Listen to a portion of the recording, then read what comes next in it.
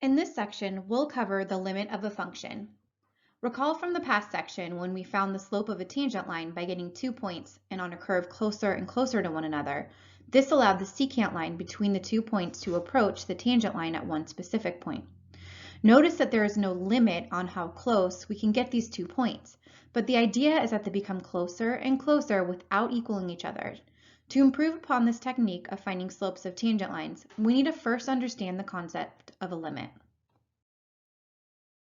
The notation limit as x approaches a of f of x equals L means that as the input x gets closer and closer to the value of a, the output y gets closer and closer to the value of L.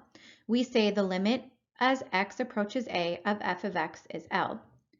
There are 3 different ways that we can evaluate a limit: graphically, numerically, and symbolically.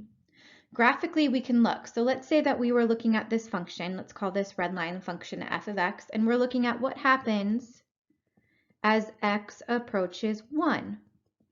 So if I'm looking at, here's 1, so what happens? What's going on with the function? So as x is approaching 1 from either direction, the y value is approaching 2. So we'd say the limit as x approaches 1 of f of x is 2. Numerically, we could look at this as a table of values. So you can see here I have values that are getting closer and closer to 1 from either direction. So from numbers that are lower than it and numbers that are larger than it. And when we do it, so we're super close to 1, not quite 1, but super close to it, we can see what's happening with these y values. They are approaching 2. So as x is approaching 1, the y values are approaching 2. So again, we'd say here the limit as x approaches 1, and in this case, this is g of x equals 2. Now, we're going to learn about limit laws and how to do this symbolically in a later section. Let's look at an example, evaluating a limit graphically and numerically. Evaluate the limit as x approaches 0 of sine of x over x using its graph and then using a table. So what you see here in this image is I've graphed f of x equals the sine of x over x. You can see that this graph is undefined at x equals 0, and that's because you can't have 0 in the denominator. So let's see though what happens as x is approaching 0. So again, what's happening as x is approaching 0 for this function. So we're going to look on either side of 0. So as we're getting closer and closer to 0, we can see the function is approaching 1. And as I get closer and closer to 0 on the right-hand side, we can see that's also approaching 1. So graphically, we can see that that limit is approaching 1, or the function is approaching 1. We can see this numerically in a table where if we plugged in a bunch of different x values, again, you can see these x values are getting closer and closer to 0. So I use a value that's like 1/10 away, 1/100th away, 1,000th away. So all that this value is just having us put this x value into the function for x and getting an output function. So when we do that, again, we can look and you can see that these values are getting closer and closer to 1. So again, we'd say the limit as x is approaching 0 of sine of x over x is 1.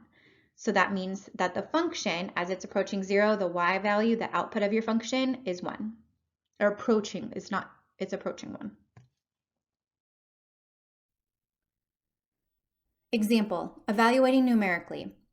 Evaluate the limit as x approaches 4 of the square root of x minus 2 over the quantity x minus 4 with a table. So to do this with a table, you can use your calculator. You can also use Desmos or GeoGebra. I prefer to use Desmos. I'm going to show you how I do that. So you first go to desmos.com and then go to the graphing calculator. And what we'll do here is we're going to type in the function. So in this case, the function was f of x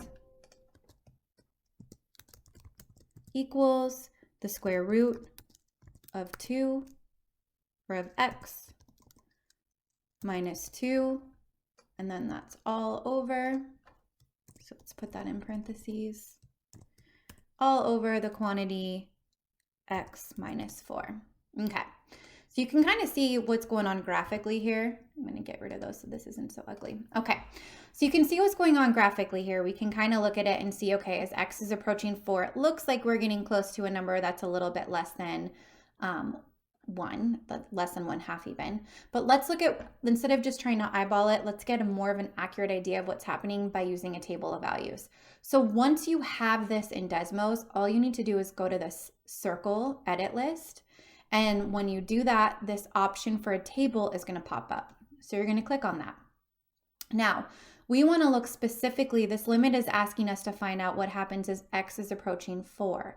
So let's pick some values that are above 4 and below 4 to see what's happening at our function at those values, because we know that when we plug 4 in or substitute 4 in for x, we're going to get 0 in the denominator, which is undefined.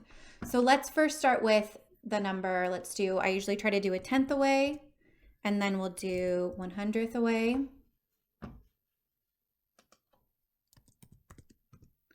And then 1,000th away. And then I'll go from the other direction, which would be 1,000th away from numbers that are less than 4. And then 100th away. And 1/10 away in that other direction. So we can see here that as your x values are approaching 4 from either direction, your function is approaching about 0.25. So that's what we can say, is that the limit as x approaches 4 of the square root of x minus 2 all over x minus 4 equals 0.25. What can we do if we happen to have a graph like this? Can we find the limit as g approaches 2? So right now, if I look at that as g approaches 2 from numbers that are smaller than 2, I'm approaching 1, -1, values that are larger than 2, I'm approaching 1. So we have a problem here, whereas I'm approaching 2 from either side, I'm getting different answers. So this is where one-sided limits come into play. One-sided limits consider the direction in which you approach A from. So approaching A from the left means that the values you're using are smaller than A. So for example, if this is our point, values to the left of it are values that are smaller than it. So in this case, I would say the limit as we approach 2 from the left is -1. The limit as I approach 2 from the right is +1. So the way that we write that notationally is this way. So you write the limit as x approaches 2, but now what we need to do is we need to say where it's coming from. So in this case, we'd be saying, and actually I should use A here so that we have this generically. I'll do it with the 2 over in this direction over here after. So as x is approaching A, so when we're talking about from the left-hand side, again, we're talking about values that are smaller than A. So we put a little minus sign up there. That's how I remember it. And then so of f of x.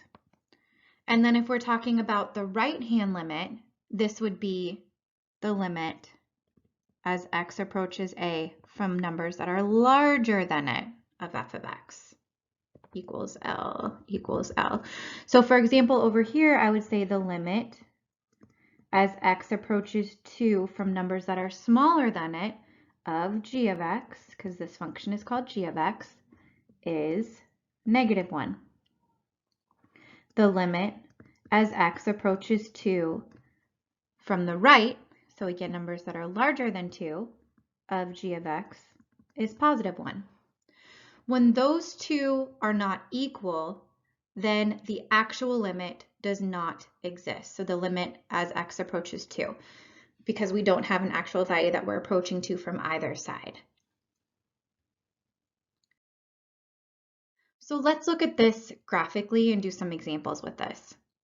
Use the graph of f of x below to determine each of the following values. The limit as x approaches -4 from the left of the function. So x is going to approach -4 from the left, so numbers that are smaller than it. So that is approaching 0. The limit as x approaches -4 from numbers that are larger than it. That is also approaching 0. So since those are the same, we can say that the limit as x approaches -4 is 0. If we try to evaluate f at that value, we have a solid circle there. We have an actual point, and that's 0. All of those line up. Let's look at one where maybe it doesn't. So if I look at approaching -2, so as I approach it from numbers that are from the left, so again, numbers that are smaller than it, the function is approaching 3. Other direction, same thing. So that means the limit exists, and the limit is 3. So again, as long as the limit from the left and the right are approaching the same number, then the actual limit at that number exists. What is f of -2? Well, f of -2, there's an open circle there. That means it doesn't exist. So we'll say does not exist, or another way that we write that is DNE. All right, let's look at some more. The limit as x approaches 1 from the left. So again, from numbers that are smaller than it. All right, so 1 is right here. So as I'm approaching it from the left-hand side, that function is approaching 6. As I approach it from the right-hand side, that function is approaching 3. Now, looking here, the limit as x approaches 1. I'm going to make that 3 a little bit prettier. So because on the left and the right I'm approaching different numbers, this limit does not exist. What is f of 1? Well, f of 1 is 6, because that's where we have that solid circle. All right, let's look at -3.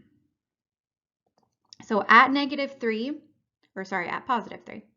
So at +3, as we're approaching it from the left, we're going down to -infinity. As we approach it from the right, it's going down to -infinity.